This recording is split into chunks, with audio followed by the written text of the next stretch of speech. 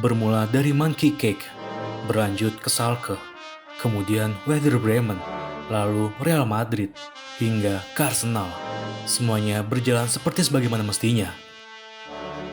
Ozil terus memancarkan sinarnya sebagai playmaker handal yang mampu meluluh lantakan lawan mainnya. Namanya pun disanjung setinggi langit oleh rakyat Jerman ketika ia mampu membawa Der Panzer menjuarai Piala Dunia 2014. Namun, setelah namanya disanjung begitu tinggi, Ozil mendapatkan terpaan angin yang begitu besar. Usai Jerman gagal di Piala Dunia 2018, mereka yang tadinya menyanjung setinggi langit seketika berubah memberikan cacian yang menyakitkan. Kembalilah ke negaramu, dasar babi Turki. Begitulah bunyi hinaan yang didapat Ozil ketika Jerman baru saja kalah dari Korea Selatan 2-0. Mendengar cacian itu, Ozil yang sedang memasuki lorong ganti seketika berbalik dan segera melepaskan jersinya. Kemudian dibandingnya jersey kebanggaan rakyat Jerman itu.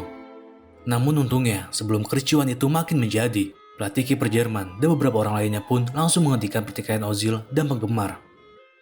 Usut punya usut, terlontarkannya cacian itu ternyata buntut dari Ozil yang berbagi frame dengan Presiden Turki Recep Tayyip Erdogan. Ternyata dari foto yang tidak sengaja diambil saat keduanya saling bertemu itu malah menuai polemik di masyarakat Jerman. Bahkan Federasi Jerman pun menganggap Ozil memicu keretakan di dalam skuad yang berimbas kegagalan Jerman pada Piala Dunia 2018.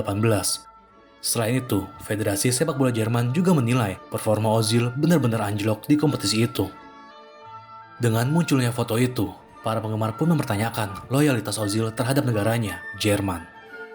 Ozil yang sudah geram karena banyak menerima pesan negatif pun akhirnya buka suara. Ia mengatakan bahwa foto itu diambil karena dirinya ingin sekedar berfoto, hanya sebatas itu, tidak lebih. Akan tetapi, meski telah memberikan pembelaan, ternyata tidak ada satupun yang percaya terhadap pembelaannya itu. Bahkan, Ozil pun sangat kecewa terhadap Federasi Jerman karena tidak memberikan dukungan terhadapnya.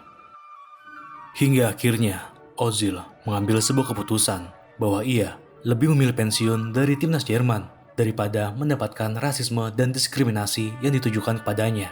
Dan kemudian Ozil pun berkata, "Aku adalah orang Jerman ketika kami menang, tapi aku orang Turki ketika kami kalah." Jika di timnas Jerman, Ozil milih mengundurkan diri karena merasa tak dihargai. Di Arsenal, karir Ozil hancur karena sikapnya yang membela sesama umat muslim. Sebagai keturunan Turki, Ozil merupakan muslim yang taat. Meski saat bulan Ramadan, ia tidak bisa menjalankan kewajibannya secara sempurna karena profesinya sebagai pesepak bola. Meski demikian, sebelum memulai pertandingan, Ozil selalu membaca Quran. "Aku selalu melakukan itu sebelum aku pergi keluar lapangan. Saya berdoa dan rekan tim saya tahu bahwa mereka tidak dapat berbicara dengan saya selama periode singkat itu," ucap Ozil memberitahu kebiasaannya. Dan sebagai seorang muslim, tentu saja melihat saudara seimannya didiskriminasi, Ozil pun geram dan meluapkan isi hatinya untuk membela muslim Uighur. Wahai Turkistan Timur, luka berdarah umat, komunitas mujahid dan mujahidin yang menentang penganiayaan, orang-orang beriman yang berperang melawan mereka yang memaksa meninggalkan Islam. Al-Quran sedang dibakar, madrasah dilarang, sarjana agama dibunuh satu persatu, saudara-saudara dipaksa masuk ke camp. Sebagai gantinya, pria Cina ditempatkan di keluarga mereka, perempuan dipaksa menikah dengan pria asing. Terlepas dari semua ini, umat Muhammad tidak bisa berkata-kata. Suaranya tidak terdengar. Muslim tidak dapat mengklaim, tidak tahu bahwa kekejaman Riza adalah kekejaman. Tulis Ozil yang dipublish di media sosialnya. Dan isi hati Ozil itu pun menuai pro dan kontra. Muslim Uighur merasa senang atas dukungannya.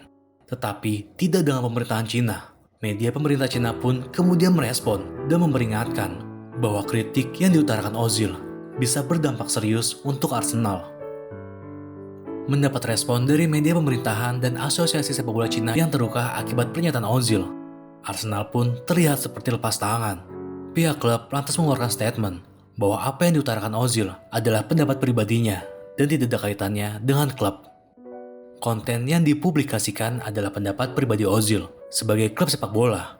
Arsenal selalu berpegang pada prinsip tidak melibatkan diri dalam politik. Begitulah bunyi statement manajemen klub Arsenal.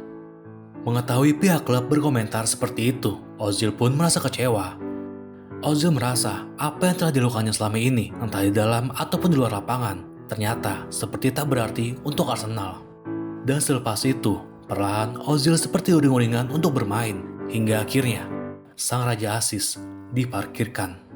Namanya tidak ada di dalam daftar pemain Arsenal di musim 2020-2021. Selain diparkirkan karena etos kerjanya itu, performa Ozil pun juga dipermasalahkan karena minimnya kontribusi.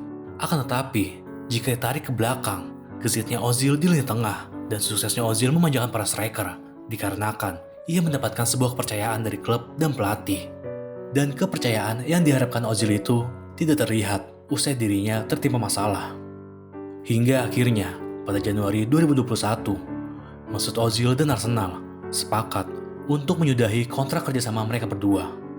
Bersama Arsenal, Ozil berhasil mencetak 44 gol serta 78 assist dari 254 pertandingan. Dan selama 8 tahun karirnya itu, Ozil berhasil memenangkan 3 piala FA Cup, yaitu pada 2014, 2015, dan 2017. Dan kini, Ozil tengah berseragam Istanbul Başakşehir FK setelah sebelumnya berseragam Fenerbahce. Itulah sepenggal perjalanan dari Mesut Ozil yang sempat bersinar namun perlahan redup karena membela saudara seimannya. Jika kalian suka dengan kisah kali ini, jangan lupa beri dukungan kalian dengan cara like, share, dan subscribe channel nomor 21. Dan kalau kalian ingin mengetahui kisah dari pesepak bola lainnya, silakan tulis saran kalian di kolom komentar. Terima kasih.